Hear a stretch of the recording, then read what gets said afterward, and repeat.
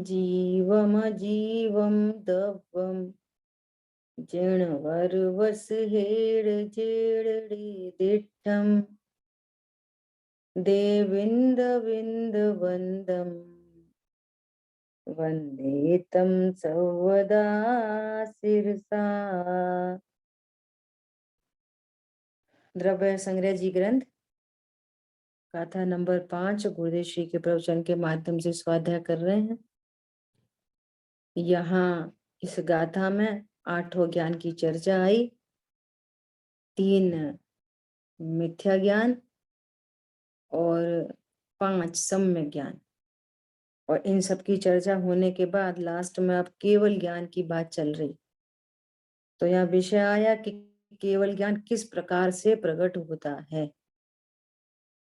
ये जो पेज खुला है ये तो अपनी चर्चा हो गई थी, है ना कुशल भाई? 62 के एंड में थे, एंड में थे, ठीक है। और फिर 63 आएगा। अनंत भगवान हुए हैं, वे ऐसे एकाग्र ध्यान द्वारा प्रकट शुद्धता को प्राप्त हुए हैं। जो अनंत भगवान हैं वे कैसे, उन्होंने कैसे केवल ज्ञान को प्रकट किया कि एक को अग्र करके। एक अग्र है, वो एक कौन है? एक शुद्धात्मा। बस शुद्धात्मा को अग्र किया, बस इसी से अनंत पद की प्राप्ति हो गई, कुछ नहीं किया। और कल नास्ती की बात आई थी ना, बाहर से उत्पन्न नहीं होता। सोने को 16 ताव देने पर शुद्ध होता है, तो उसकी चमक, उसकी पीलापन, उसका चिकनापन, उसका भारीपन कोई बाहर से ऐड नहीं की जाती चीज है, स्वयं में है। हाँ वो स्वयं में है। अशुद्धता दूर होती है। वस्तु का स्वरूप कैसा है? निज भाव को छोड़े नहीं, किंचित ग्रहे पर भावना। त्याग शून्य उपादान शक्ति। हाँ बहुत बढ़िया, त्याग उपादान शून्य शक्ति। आज पंडित साहब के प्रवचन सुन रहे थे, उसमें आया ये विषय। क्या बोले? चीनी को आप बूरा बनाते हैं, बनाते हैं आपके इधर? तो बूरा बनाते हैं तो चीनी अशुद्धि को तो छोड़ देती है, लेकिन मिठास को नहीं छोड़ती। क्या कहा? ठीक है। जो अशुद्धियों का संयोग हुआ, तो वो जो संयोग में अशुद्धि है उसका तो त्याग कर देती है, परंतु अपने मिठास को नहीं छोड़ती। कैसा अद्भुत स्वरूप है। किंचित ग्रहे पर भावना, निज भाव को छोड़े नहीं। ऐसे स्वर्ण, अपने स्वर्णत्व को तो तपाया जाता है अग्नि में बार बार, अपने स्वर्णत्व को नहीं छोड़ता। वस्तु का सौंदर्य कैसा है देखो, अपने स्वर्णत्व को नहीं छोड़ता और पर भाव का ग्रहण नहीं करता। तो पर भाव का अभाव होता जाता है, उस अग्नि से अशुद्धता दूर होती जाती है। अंतरंग में जो पूर्ण शुद्ध स्वरूप था सो परिणति में प्रकट हो जाता है, था उसका वो प्रकट होता है। प्राप्त की प्राप्ति होती है, कल आया ना, प्राप्त की प्राप्ति होती है। पूर्व से था, पर्याय में प्रकट हो गया। तो ये एकाग्र ध्यान द्वारा अरहंत बनते हैं। कर्मों के नाश करने की जरूरत नहीं पड़ती। जीव कर्मों का नाश नहीं करता, उपचार से कहा जाता है, क्योंकि उसी काल में कर्मों का भी नाश हुआ है। तो उपचार से कहा जाता है कि जीव ने 4 घाती कर्मों का अभाव किया। उसने तो एकाग्र भावना की, उस स्वरूप में ठहर गया अंतर्मूर्त, और अनंत चतुष्टय प्रकट हो गए। ऐसा स्वरूप है, अद्भुत स्वरूप है। बोलो, अभी हम सब कौन हैं? अभी बोलो। जीव, आत्मा। सब जीव हैं, बराबर। हाँ तो जी। अभी अभी शरीर हमारा है कि नहीं? संयोग हमारे है कि नहीं? कर्म हमने बांधे हैं कि नहीं?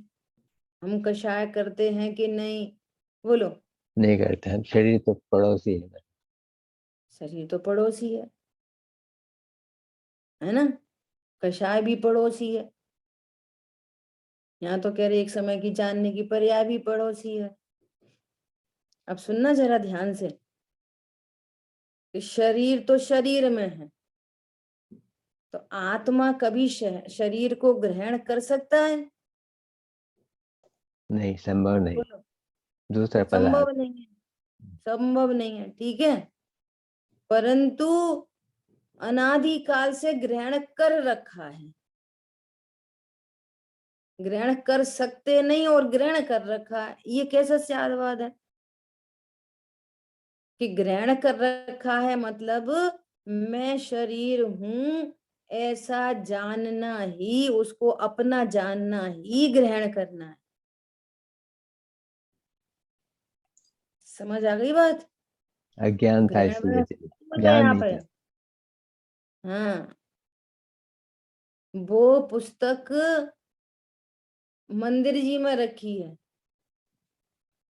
तो हमें कुछ नहीं लग रहा, और हमने आपको गिफ्ट की,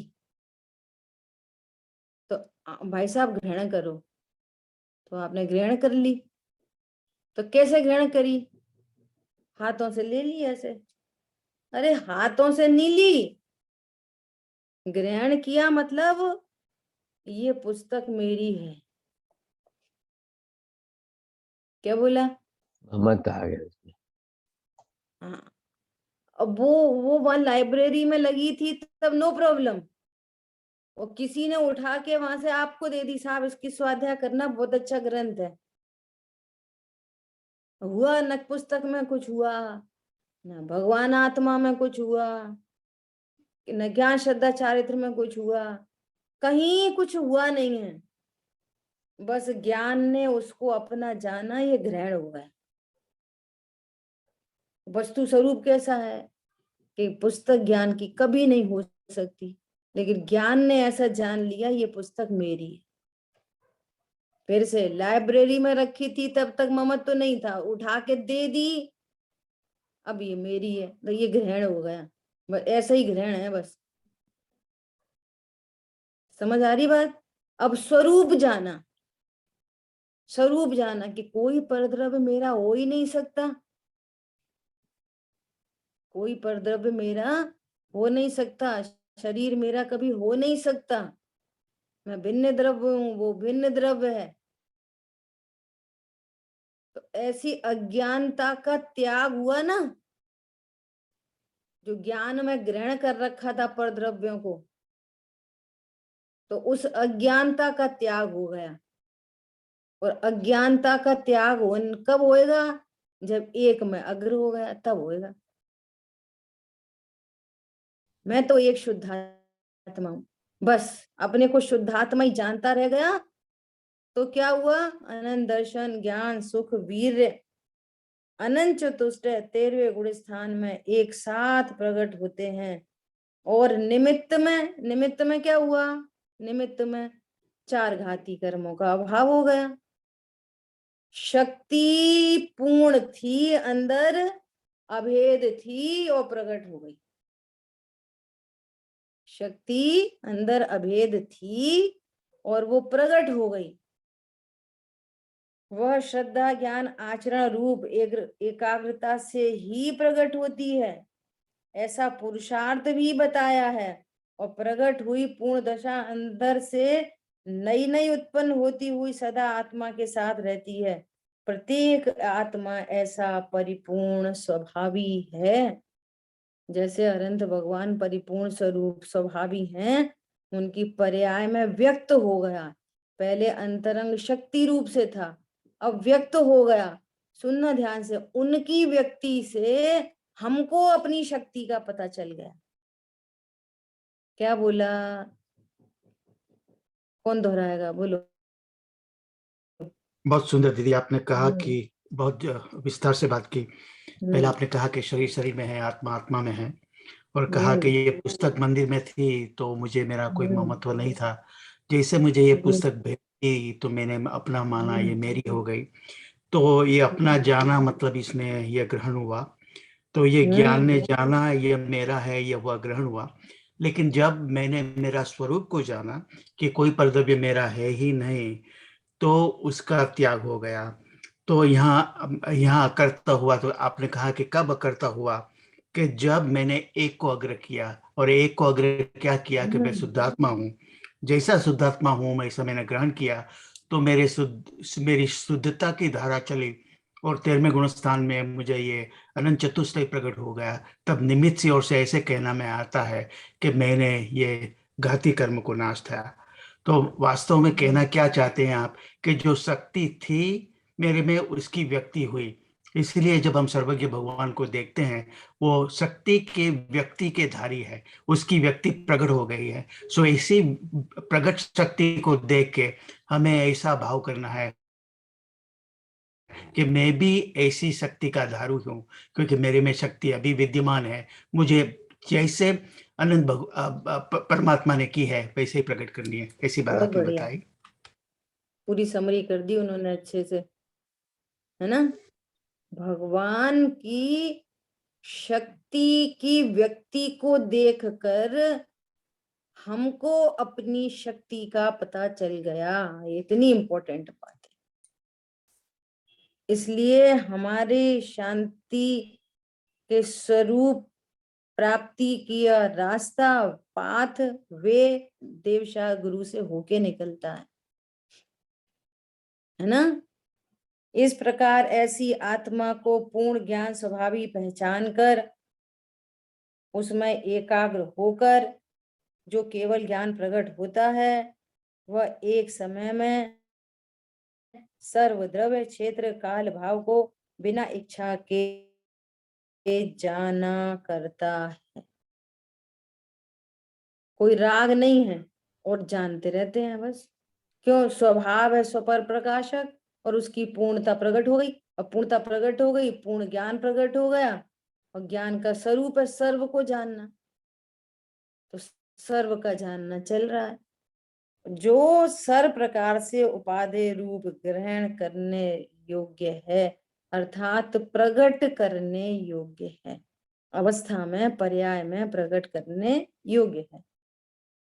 यहाँ राग अवस्था में खंड खंड होता ज्ञान भी, देखो यहाँ राग अवस्था में खंड खंड होता ज्ञान भी अनेक तिथि बार अनेक वर्ष के सूर्य ग्रहण चंद्र ग्रहण की बातें जानता है।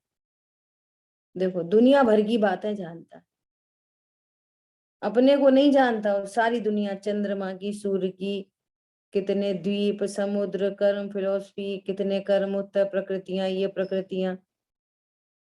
तब इच्छा और अज्ञान सर्वथा दूर कर अंदर एक स्वद्रव्य स्वभाव से जो केवल ज्ञान प्रकट करता है, वह एक समय में सर्व प्रकार से त्रिकालवर्ती सबको जानता है। तो क्या आश्चर्य है। देखो अज्ञान अवस्था में खंड खंड ज्ञान में इसको जानू उसको जानू उसको जानू उसको जानू। अब ऐसी इच्छा और अज्ञान को सर्वथा दूर करके जो स्वद्रव्य में एकाग्र होता है, वो केवल ज्ञान प्रकट होता है, संपूर्ण पदार्थों को जानता है। इसमें क्या आश्चर्य है। क्योंकि ज्ञान गुण की पूर्ण पर्याय का ऐसा सामर्थ्य है, इससे वह केवल ज्ञान सर्व प्रकार से उपादेय है। और उपादेय है मतलब प्रकट करने योग्य उपादेय है, आश्रय भूत उपादेय नहीं है। केवल ज्ञान भी, क्या बोला, केवल ज्ञान भी आश्रय भूत उपादेय नहीं है। पूर्ण प्रकट करने योग्य उपाधि है। आश्रयभूत तो एक भगवान आत्मा है। यहाँ उपयोग का अधिकार है, इसलिए केवल ज्ञान उपादेय है, ऐसा कहा।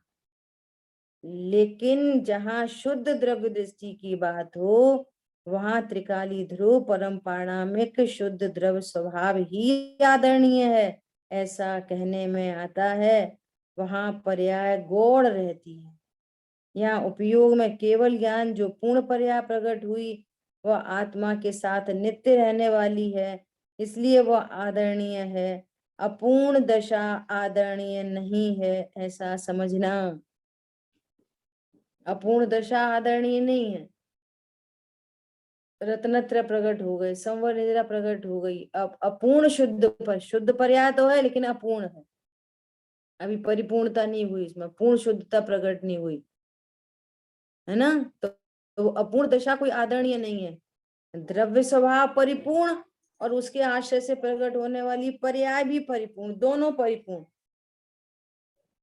द्रव्य स्वभाव आश्रयभूत उपादेय और ये पर्याय में प्रकट करने योग्य उपादेय, दोनों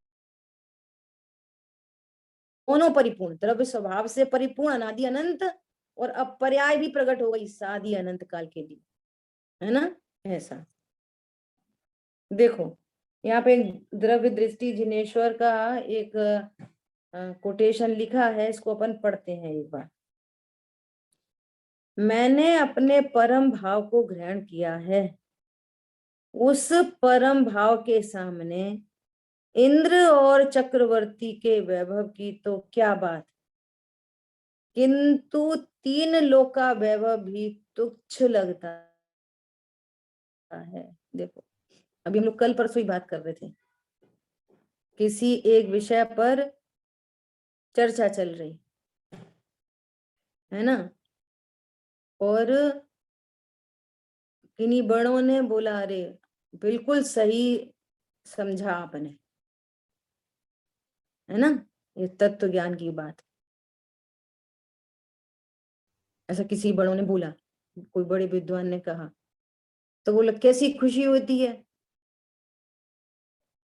तो कल परसों हम लोग ये बात कर रहे हैं कि अभी नई घर में गाड़ी आए 40 लाख रुपए की, उसकी जो खुशी होती है उससे भिन्न जाति की खुशी है ये, कि स्वरूप की सच्ची समझ। क्या बोला, उससे कहीं अधिक नहीं, उससे भिन्न जाति की खुशी होती है, ये तत्व ज्ञान के बल से जो आनंद प्रकट होता है, और किन्हीं बड़ों के द्वारा वो प्रूव हो जाए तो कितना अच्छा लगता है। समझ में आ रही है बात। ऐसा यहाँ पर कह रहे हैं कि जब अपने परम भाव को ग्रहण किया जाता है, शुद्धात्म तत्व मैं हूं, ऐसा ग्रहण किया जाता है, मतलब ऐसा जाना जाता है, मैं ही परिपूर्ण तत्व हूं, मैं शुद्ध तत्व हूं, अनटच इफेक्टलेस फुल्ली सेफ हूं, इस पूरे भरे विश्व में मेरे लिए कोई अनिष्टकारी नहीं है, मैं सदा हूं, सदा ही हूं, न जिसमें कुछ भी होता है। बस ऐसे स्वरूप को जानकर कितनी परिणति निश्चिंत निर्वार होती है। ये निश्चिंता चक्रवर्ती के वैभव की बात तो छोड़ो, तीन लोक के वैभव भी जिसके आगे तुच्छ लगता है। अरे बात ख्याल में, तीन लोक का वैभव भी जिसके आगे तुच्छ लगता है, और तो क्या, किंतु अपनी स्वाभाविक निर्मल पर्याय भी मैं द्रव्य दृष्टि के बल से कहता हूं कि मेरी नहीं है। देखो कितनी गजब बात है। द्रव्य दृष्टि के बल से क्या कहता हूं कि ये स्वाभाविक जो निर्मल पर्याय प्रकट हुई है ना, मैं अपने आप को देखकर कहता हूं कि जब मैं ये द्रव्य स्वभाव में हूं तो फिर मैं पर्याय में हूं कि नहीं, मेरी है कि नहीं, बोलो। द्रव्य कभी नहीं, स्वभाव को देखकर कह रहे हैं कभी कि ये जो निर्मल पर्या प्रकट हुई, अनंत चतुष्टय प्रकट हुए, ये भी मैं नहीं, मेरे नहीं। तो फिर अन्य की तो कौन कथा करे? जहां छायिक भाव भी भिन्न दिखे, वहां अन्य भाव की कौन कथा? मैं द्रव्य दृष्टि के बल से कहता हूं कि मेरी नहीं है, पर द्रव्य तो मेरे है ही नहीं। अंतर में राग आदि भाव होते हैं, वे भी मेरे नहीं, किंतु द्रव्य दृष्टि के बल से मुझे जो निर्मल पर्याय प्रकट हुई है, उसकी भी मुझे कोई आवश्यकता नहीं है। क्यों? मैं स्वयं पूर्ण हूं अपने में, पर कि मुझ में कुछ गंध नहीं। देखो क्या बोल रहे हैं, किंतु द्रव्य दृष्टि के बल से मुझे जो निर्मल पर्याय प्रकट हुई, उसकी भी मुझे कोई विशेषता नहीं है। मेरा द्रव्य स्वभाव तो अगाध अगाध है, उसके समक्ष निर्मल पर्याय की क्या विशेषता? बोलो, मैं तो शक्तिमान पदार्थ हूं, शक्ति संपन्न हूं, और वो जो पर्याय शुद्ध शुद्ध शुद्ध शुद्ध प्रकट हो रही है, तो वो शुद्ध पर्याय बड़ी है कि जिस शक्ति का धारी मैं हूं, जो पर्याय मेरे आश्रय से उत्पन्न हो रही है, तो मैं बड़ा हूं कि वो पर्याय बड़ी है? उसमें क्या विशेषता? बराबर। द्रव्य स्वभाव तो अनादि अनंत भरपूर है,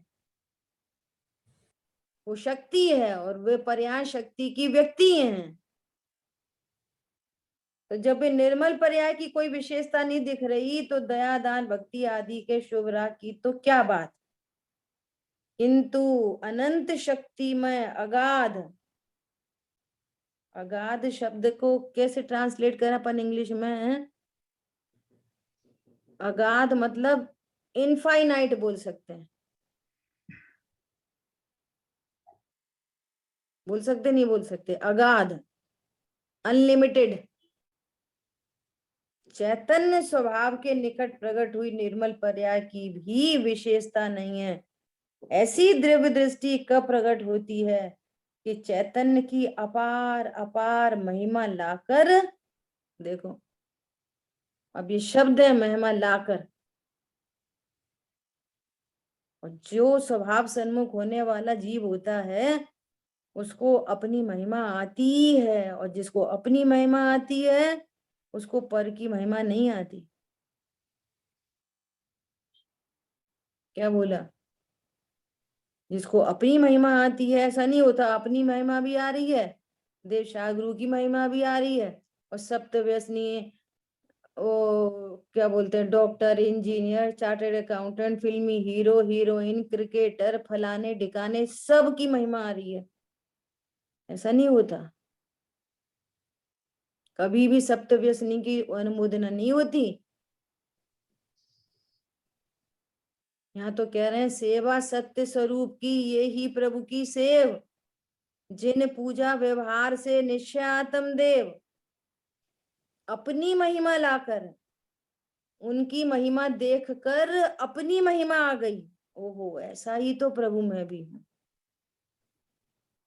निमित्त से, राग से, पर्याय से, सबसे विमुख होकर अपने स्वभाव की ओर उन्मुख हो, तब प्रकट होती है। देखो, एकदम स्पष्ट चर्चा है। अब ये महिमा आर्टिफिशियली नहीं लाई जाती, भैया महिमा करो, अपनी महिमा करो, महिमा करो। कैसे करोगे अपनी महिमा? पूरी विधि है, प्रोसेस है अपने स्वरूप को जानने। इसलिए बारंबार बोला जाता है, सुखी होने का उपाय, धर्म करने का उपाय, सच्ची समझ का नाम धर्म है। सच्ची समझ। धन से सुख होता है, मैं पत्नी बच्चे वाला हूँ, दुकान मकान वाला हूँ, मेरा कोई बुरा कर सकता है, विश्व में अच्छी चीजें हैं, विश्व में खराब चीजें हैं, कुछ मेरे लिए अच्छी हैं, कुछ मेरे लिए खराब हैं। ऐसी बातों से अपनी महिमा नहीं आती। हरी बात समझ में? इतनी अद्भुत बात है। ये कोई कराने से नहीं कराई जाती, और जबरदस्ती लाने से भी नहीं आती। ये तो स्वरूप समझने पर सहज पने तत्व निर्णय होता है, अपना निर्णय होता है।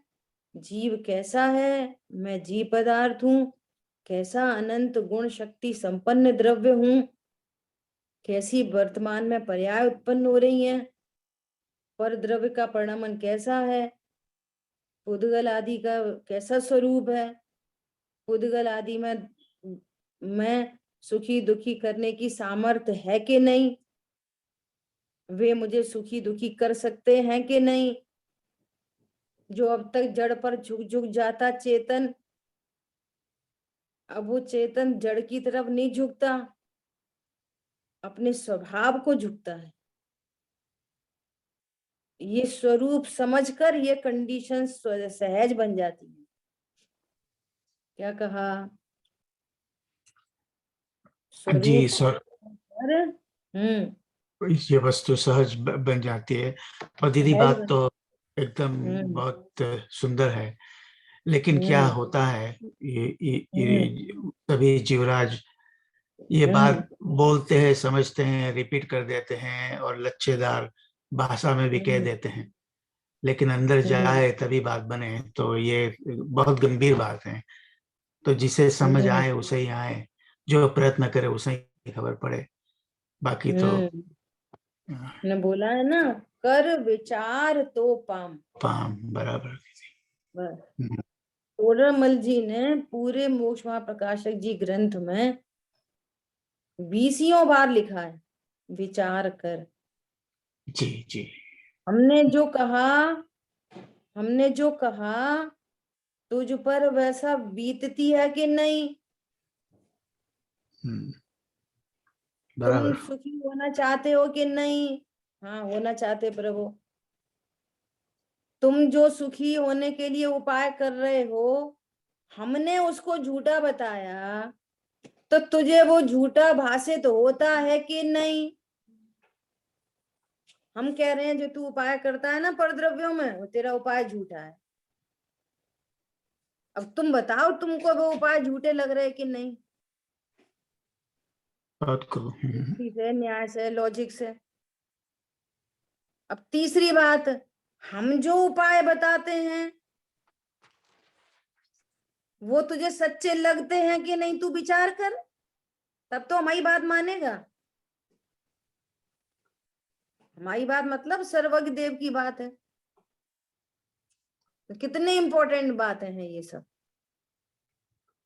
तुम दुखी हो, हाँ दुखी हैं। सुखी होना चाहते हो, हाँ होना चाहते हैं।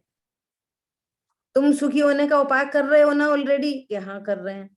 तो तुम सुखी हो गए कि नहीं हो गए, कि नहीं हुए। न कर्म से सुखी हो रहे, न धर्म से सुखी हो रहे। पैसा कमा रहे हैं, सुखी नहीं हो रहे। धर्म कर रहे हैं, सुखी नहीं हो रहे। गंधोदक रोज लगा रहे हैं, अष्टकर्म विनाशनाय।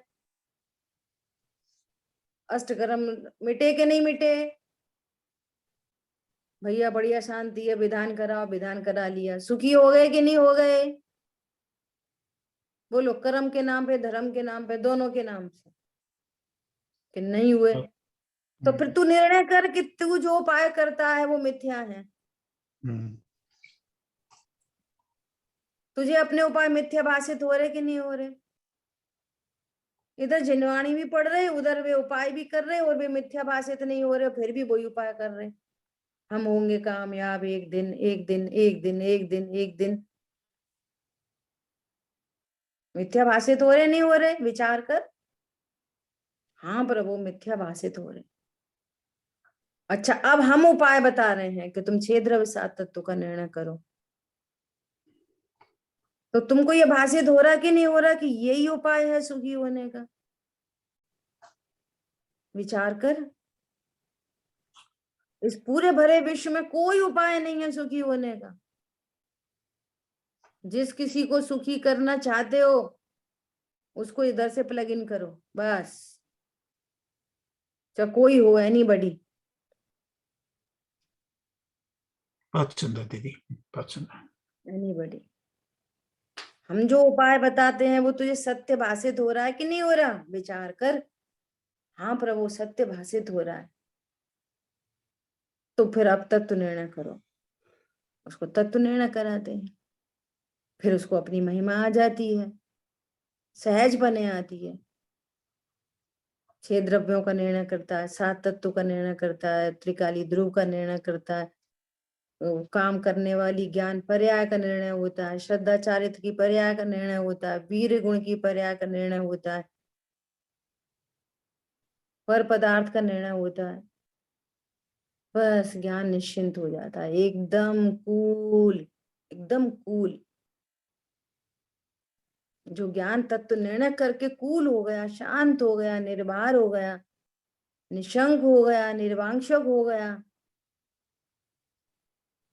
बस ये ज्ञान अल्पकाल में भगवान बनने वाला है। गारंटी, गारंटी से, गारंटेड बात है। आज सुबह चर्चा आई थी, वेद विज्ञान क्या है। सबसे अब आशव अधिकार पूरा होने जा रहा है, आखिरी कलश है अमृतचंद आचार्य देव के। तो कह रहे हैं कि ये भेद विज्ञान क्या है। ये केवल, वहां पे भी यही बात आ रही है कि केवल ज्ञान की प्राप्ति कैसे होती है, कि जो ज्ञान स्वभाव को अग्र करता है वो कर्मों का समूल नाश कर देता है। ऐसे शब्द लिखे हैं डायरेक्ट। वो क्या करता है? कर्मों का समूल नाश कर देता है, कर्मों का समूल। तो भेद विज्ञान क्या है? आज चर्चा आई थी, दिव्य शस्त्र है, दिव्य शस्त्र। विश्व में ऐसा कोई दिव्य शस्त्र नहीं होता, भेद विज्ञान दिव्य शस्त्र है। जो द्रव्य कर्म, भाव कर्म, नो कर्म, सबका समूल नाश कर देता है, विध्वंसक है उनका। समझ में आ रही है? बहुत सुंदर दीदी। ऐसा तो वो ख्याल आई क्या कि सूर्पणखा का पुत्र बांस के झुरमुट में, और वो तपस्या कर रहा एक दिव्य शस्त्र की प्राप्ति के लिए, कई दिनों से, महीनों से तपस्या कर रहा।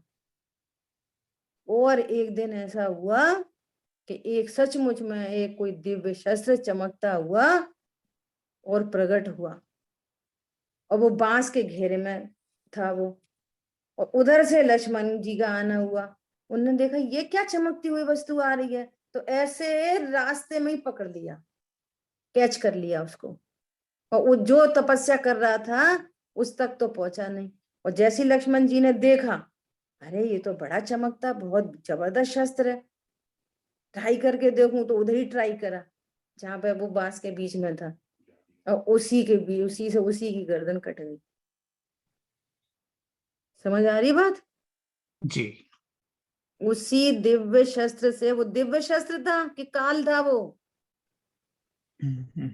बोलो, दुनिया में ऐसा कोई शस्त्र नहीं है दिव्य शस्त्र जिससे द्रव्य कर्म, भाव कर्म, नो कर्म का अभाव कर सके, समूल नाश कर सके। ऐसा विश्व में कोई शस्त्र नहीं है, पूरे भरे विश्व में, जो राग आदि भावों का नाश कर सके, जो आकुलता रूप है, दुख रूप है, उन राग आदि भावों का जो नाश कर सके। बोलो, ऐसी ऐसी दुनिया में नासा के साइंटिस्ट के पास ऐसा कौन सा शस्त्र है, बोलो, जो राग आदि भाव का नाश कर सके? कोई नहीं। बोलो, कर्मों का जो नाश कर सके, जो नो कर्म का अभाव कर सके, जो संयोगों से मिटा दे, 4 गतियों का भ्रमण दूर करा दे, ऐसा ऐसा कौन सा टरबाइन है, ऐसा कौन सा विस्फोटक पदार्थ है? बोलो, कोई है नहीं। कोई विश्व में? नहीं। कोई नहीं। ये है भेद विज्ञान महाशस्त्र, दिव्य शस्त्र। कैसा शस्त्र है? जिसमें हिंसा नाम की चीज नहीं है। शस्त्र तो है लेकिन हिंसा नाम की कोई चीज नहीं है। समझ में आ रही है बात? बहुत खूब दीदी। अहिंसक पद्धति से ये शस्त्र चलता है, अहिंसक पद्धति से।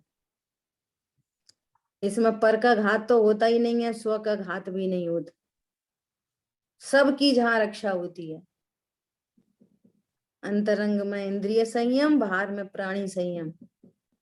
स्वभाव का आश्रय बढ़ता जाता है, वीतरागता बढ़ती जाती है, वीतरागता पूर्ण हो जाती है। अल्पकाल में द्रव्य कर्म, भाव कर्म, नो कर्म सबका समूल जड़ से नाश होता है, सिद्ध पद की प्राप्ति होती है। और एक जीव की एक खून की ड्रॉप गिरे बिना सबका नाश हो जाए, ऐसी अहिंसक पद्धति से सर्वनाश होता है। बोलो, ऐसा भजन बनाया ना किसी ने, किस विधि की ये कर्म चकचूर। हे प्रभु वीतरागी देव, आपने कर्मों का चकचूर कैसे कर दिया, कैसे कर दिया। एक तो स्वामी तुम परम दिगंबर, पास न तिल तुष मात्र हुजूर। परम दिगंबर हो, कोई अस्त्र शस्त्र आपके पास है नहीं है, तो कैसे कर्मों का चकनाचूर कर दिया आपने, है ना। दूजे जीव दया के सागर, तीजे संतोषी भरपूर। किस विधि की ये कर्म चकचूर। जीव दया के सागर हो आप, अहिंसक पद्धति है तुम्हारे पास, है ना, और संतोषी भरपूर हो। तो आपने ये, हमें समझ में नहीं आ रही कि आपने किस विधि से कर्मों का नाश किया, किस विधि से किया। भेद विज्ञान के अहिंसक दिव्य शस्त्र से सबके परखच्चे उड़ा दिए। समझ आई बात। जी जी। इतनी सुंदर पद्धति है। पंडित साहब कहते हैं कि साम्य भाव से, भेद विज्ञान से, वीतराग प्रणति से शत्रु का नाश हो कि न हो, शत्रुता का नाश हो जाता है। ये बहुत समझने की बात है। क्या बोला, शत्रु का नाश हो कि ना हो, लेकिन शत्रुता का नाश हो जाता है। हमारा बिगाड़ करने वाला बाहर में कोई शत्रु नहीं, हमारा बिगाड़ करने वाला शत्रुता है। हमारी प्रणति में जो ऐसा भाव है कि ये हमारा बुरा कर देगा, ये हमारा शत्रु है, इस भाव से, ये अज्ञान मोह राग द्वेष से हमारा बिगाड़ होता है, शत्रु से नहीं।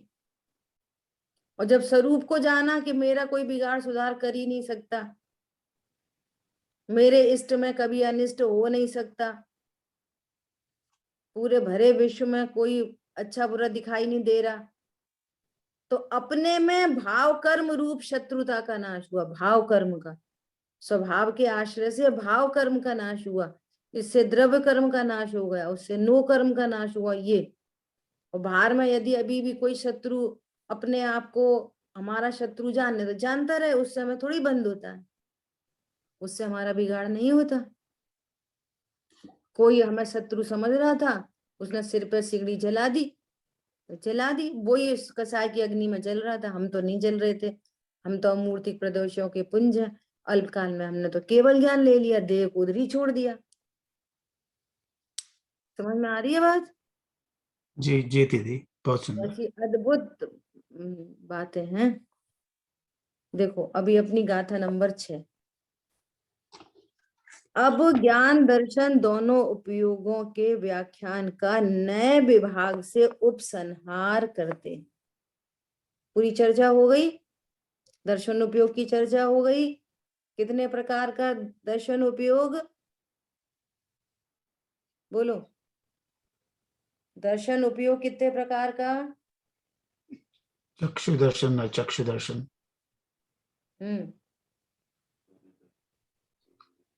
अवधि दर्शन, अवधि दर्शन, अवधि केवल दर्शन। दर्शन। 4 प्रकार का, चक्षु दर्शन, अचक्षु दर्शन, अवधि दर्शन, केवल दर्शन। ठीक है, मन पर दर्शन क्यों नहीं आया, बोलो कौन बताएगा? बहुत चर्चा हुई थी।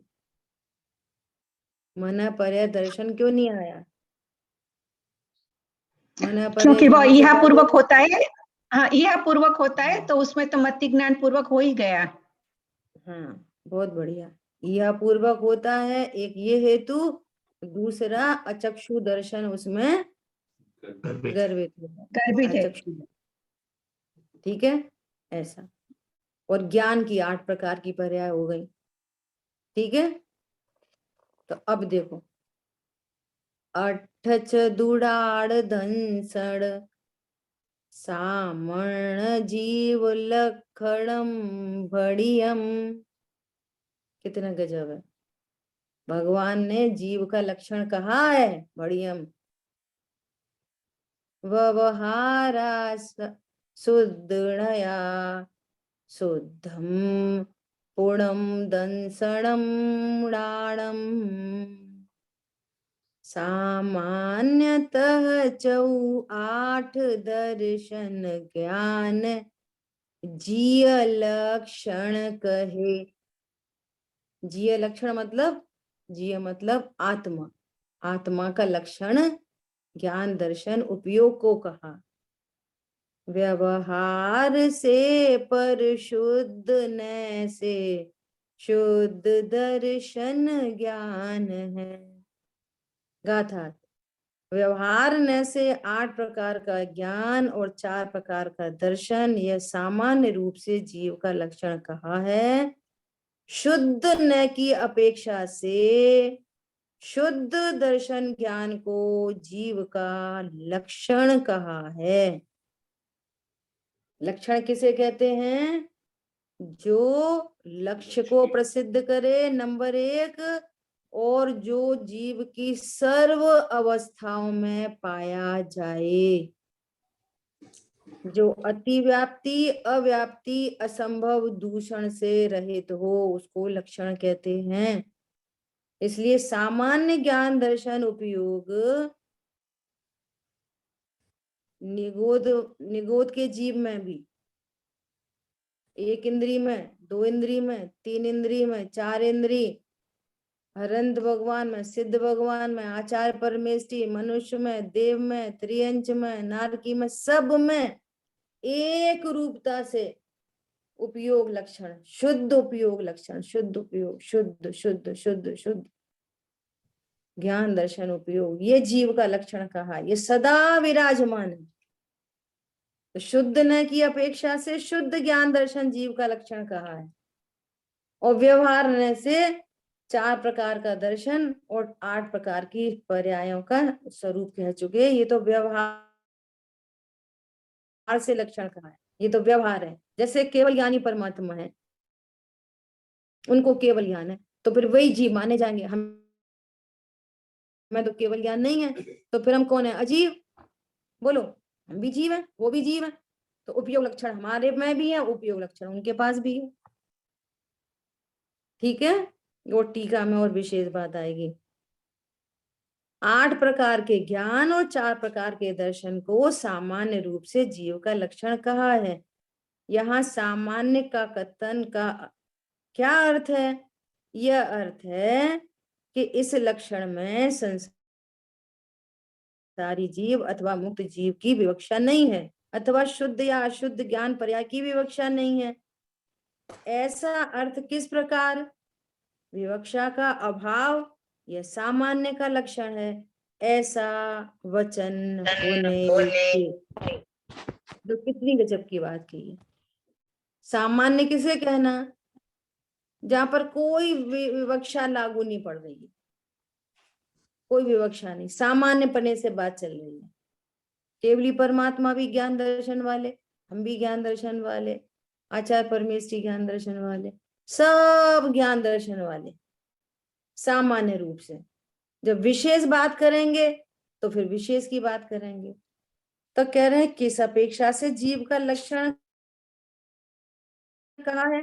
कि व्यवहार से, व्यवहार ने की अपेक्षा से, यहाँ केवल ज्ञान दर्शन के प्रति शुद्ध सद्भूत शब्द से वाच्य अनुपचरित सद्भूत व्यवहार है। छदमस्त के अपूर्ण ज्ञान दर्शन की अपेक्षा से अशुद्ध सद्भूत शब्द से वाच्य उपचरित सद्भूत व्यवहार है, और कुमति, कुश्रुत, कुअवधि इन 3 ज्ञानों में उपचरित असद्भूत व्यवहार है। अब देखो, निश्चय व्यवहार की जो अपनी चर्चा हुई है, स्टार्टिंग अपन ने यहीं से की थी, है ना, इसलिए ये पूरी बातें बार बार आएगी, बार बार, है ना, तो वो अपेक्षा अपने को समझनी होगी। और यहाँ केवल दर्शन ज्ञान कहा ना, केवल ज्ञान दर्शन ज्ञान, तो यहाँ केवल दर्शन ज्ञान मतलब वो केवल नहीं, ओनली ज्ञान दर्शन। अब ये ओनली ज्ञान दर्शन भेद रूप होने से शुद्ध सद्भूत शब्द से वाच्य अनुपचरित सद्भूत व्यवहार है। भेद सो व्यवहार, और अब जो क्लोजेस्ट वन अनुपचरित, चौथे नंबर का जो नय है, ये उस नय का कथन है। ठीक है, अभी अपना समय हुआ है, आप कल की क्लास में खुद से ये एक बार ट्राई करना, है ना, कि ये किस नय का कौन सा वचन है। तो इसकी विशेष चर्चा अपन फिर कल करेंगे। जिन वाणी के ज्ञान से सूझे लोकालोक, सो वाणी मस्तक नम सदा देतु हूँ दो। बोलिए द्वाशांगमयी जिनवाणी माता की जय। जय हो। हो। जय जिनेन्द्र। जय जिनेन्द्र। जय हो। जय हो।